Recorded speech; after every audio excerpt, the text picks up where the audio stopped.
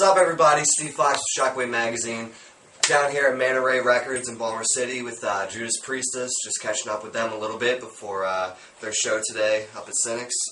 I'm going to go down the line, tell everybody who you are, what you do with the band. A little intro real quick. Josette, guitarist. Militia, lead vocals. Dee Mercedes, guitarist. Gita Gash, bass. And our drummer JoJo is not with us today because she's still on medical leave, but very soon. Very soon. You will see the queen of all drummers again. Mm-hmm. Yes. Cool. Well, welcome to Baltimore. Thank you. Thank you. Good to be home. And thank you for having us. And then we kind of already went through like who is Judas Priestess, and as most people know, you're all a Judas Priest tribute band.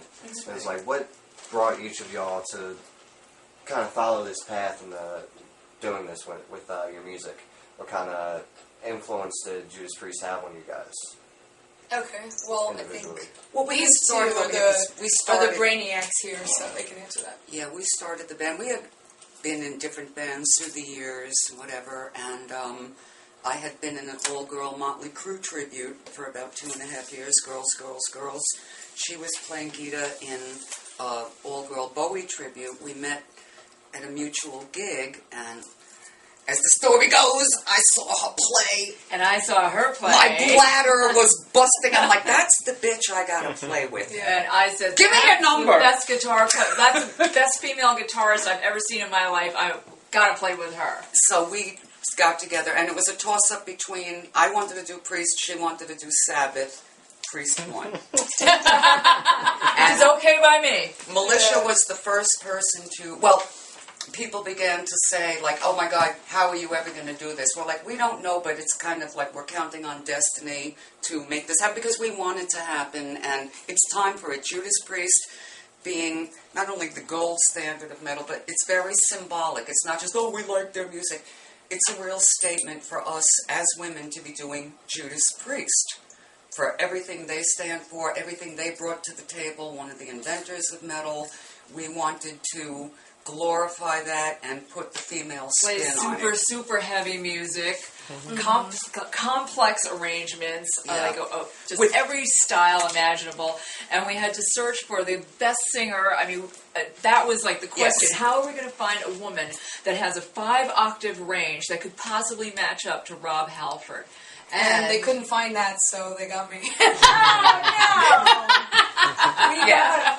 So Militia was the first person to answer an ad we put out for vocalists. First we got a couple other people in. We've had a couple of lineup changes. But as far as vocalists, we knew that she had sent us her resume, and we were totally intimidated by it. She sends us a picture of her standing next to Rob Halford, and we're like, oh my God. She's not going to want to come with us. She's too famous. She sang lead in Dee Snider's heavy metal orchestra, Van Helsing's Curse. Militia has worked with Cyndi Lauper, Taylor Dane, Nancy Sinatra. We're like, Jesus Christ? Yes, No. Jesus Christ. I've worked with Jesus Christ. I was Jesus Christ superstar. So we're like together. You have no idea. He's got impeccable timing. You have no idea. How's she going to come down and want to sing with a bunch of, like, New York local yo-yos like us, So we worked up songs before we had Militia come in to try out because we knew in order to even begin to maybe get her to be interested, we had to sound all that and more. So, and JoJo, we had seen a video of her playing, and we knew there wasn't anybody else we wanted to even try, because she was not only the best woman drummer we've ever seen, she's about the best drummer we've ever seen. Yeah. So it was like, that's it. You live in Jersey, too fucking bad. You're joining this band, and she did. That's it. Yeah. That's how it happened. We said, that's it. You have to do it. Josette is our newest member. Yes. And she's been in about 2.5 months, and she is killer. She is fantastic.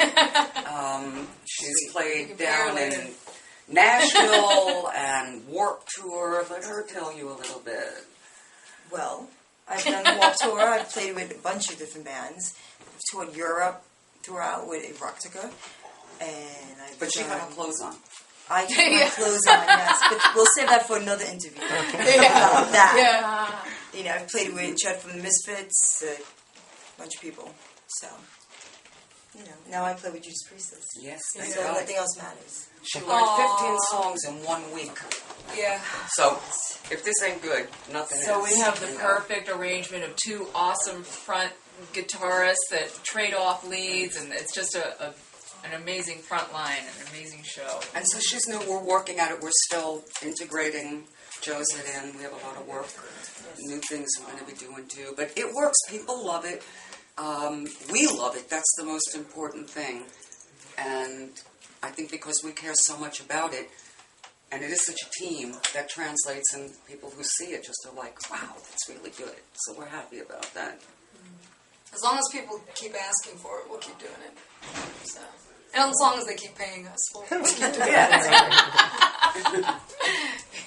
If y'all caring like so much about each other, like the whole team effort, It like, has to be a team. It's like It has to y'all. I know also have branched out. You mentioned Dee Snyder earlier. You had the charity Bikers for Right. Babies. Right. What was your experience with that? Are you involved with like any other charities or anything like Yes. that? Actually, you know, well, Dee and I have known each other for a while, and which is awesome to say, because I have adored the fuck out of him since I was a kid. You know, he was one of my like rock idols. I would watch him on like MTV and be like, whatever that is, I want that. I want to be involved in whatever that is, that chaos and like that excitement. I want to be in that in some way. And then they did a Twisted Sister reunion show in New York City, and I was there, and I was like right in the front, screaming every word to all the songs. I was like the only girl. I didn't give a fuck. I was like, rah, rah, rah. And he pulls me up on stage, and we sang together. And that was the first time we sang together. Was that moment? Wow. And when I got recruited for Van Helsing's Curse, I was doing like some Queen tribute down at BB King's, and I sang "The Show Must Go On," which is like one of my favorite Queen songs. And literally a week later, I got a phone call on my cell, and this guy was like, "Yes, Dee Snyder would like you to come in and be his leading lady in Van Helsing's Curse." And I was like, "From what? Like, where did you see me?" They're like, "Oh yeah, Queen tribute." I was like, "Get the fuck out of here!" So you never know who's watching. Yeah. Okay. Well, that was So- his charity, but we have done ours. Yeah, we've done a ton of other charity work, you know. Was it Coalition for the We did the Homeless? Coalition We did for the Toy Drive Homeless. last Christmas. That was our, we put that together.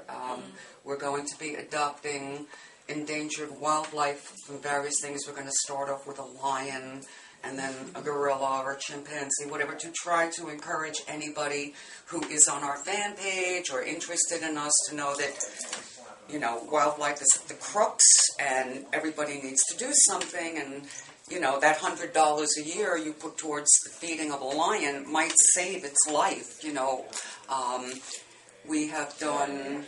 we're doing the breast cancer thing. We do the Pinktober events at the Hard Rock. So we're at a couple Hard Rocks doing that same event for the month of October, promoting breast cancer awareness and raising money. And we're planning our Christmas outreach too. I don't know if we want to talk about that yet, but we Yeah. already had a discussion. You'll hear about it. For Yeah, sure. you'll hear about it. So hopefully everything will come together correct. Yeah, we like to be involved in things that are meaningful. Yeah. And Something that's more than just, the music, the booze, the Yeah. screaming people. Like we like to use what little notoriety that we've gotten out of this to do something great. And the Indian Larry event coming up counts too. We're playing that next Saturday. Indian Larry's this iconic biker figure, heroic, gigantic reputation. He's passed away, but this event, the Indian Larry Block Party, is also a fundraiser towards a sick child who is 6 years old and has some sort of inoperable brain disease or something. So we're donating our time to that too. And whatever, I think they're having raffles and various things. So if the cause is good, we'll definitely either drum it up ourselves or get on board if we're asked.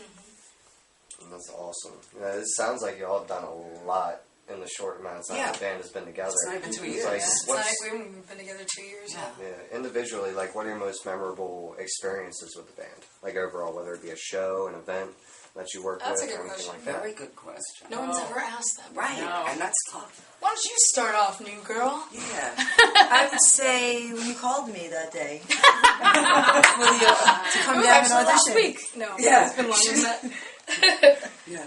Yeah. Come back to me. I have to think Okay. about that. Okay. All right. Let me. There's so many to choose from. Honestly. I have one. I'm Okay. ready to go while you Let's think. do first come, first serve. How about Yeah, that? Yeah, Okay. I mean, there have been. All right. Every show is extraordinary. Every time we get together is extraordinary. We're always learning new things about each other. Adventure just follows us. We walk down the street and it's like people jumping out of cars and, so it's always an adventure.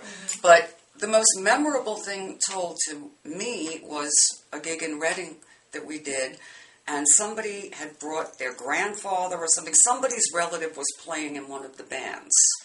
And this very, very, very elderly gentleman was there. Certainly didn't belong in a rock club, but you knew he was, somebody brought him. And he came over to me afterwards and just said, I just have to tell you, I loved your people so much. I never knew I could feel this way again. Thank you so much. I never knew I could feel this. He had no way to understand that. He just thought like, oh my God, I'm no rocker.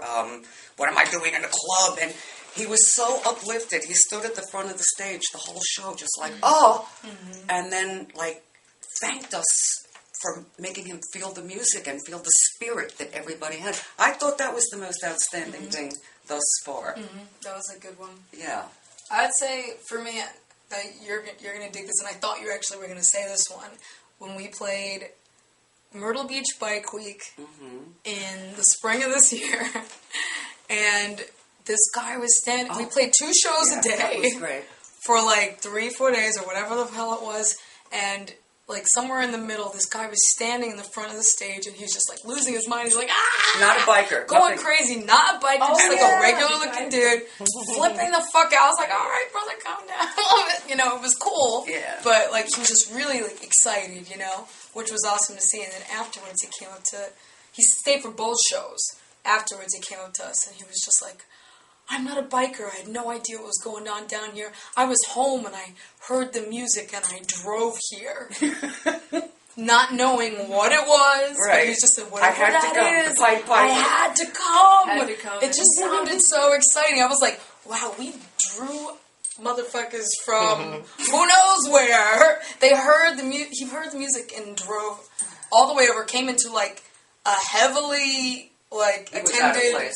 Yeah. tough biker event, just like regular guy, and he was up in the front like getting his life. Like he was just like, Yeah. it was amazing. He was at like, Yes. he came to like 2-3 Yeah. shows. And thanking us so And thanked us, profusely. Yeah. So those are ditto and ditto. But another moment that I loved is when we played in New York City. We opened up for Pentagram, some local guys that you might have heard of, and we played on. Here we are, a tribute band playing on a bill with like original bands, and we were wondering, like, God, here we are, a tribute band. When we go over, and we had such an enthusiastic crowd. I think we had like the best crowd of the night. We had people moshing, people went berserk, and we were received not as like a tribute band or a cover band or as you would expect, but as an original band, as like bona fide musicians. Just like it a was great awesome. fucking band. Yeah. As a great fucking band, period. Yeah, Not, like we've heard from people that were like, All over. wow, like I kind of forgot that this was Judas Priest's catalog of music, like Exactly. because we kind of change it up and make it our own, and we give like a feminine, obviously a very strong feminine energy to it. So like I've had a lot of people that were like, man, I just wish those were your songs. Yeah. I wish I wrote All them the too, time. brother. Yeah. All the time.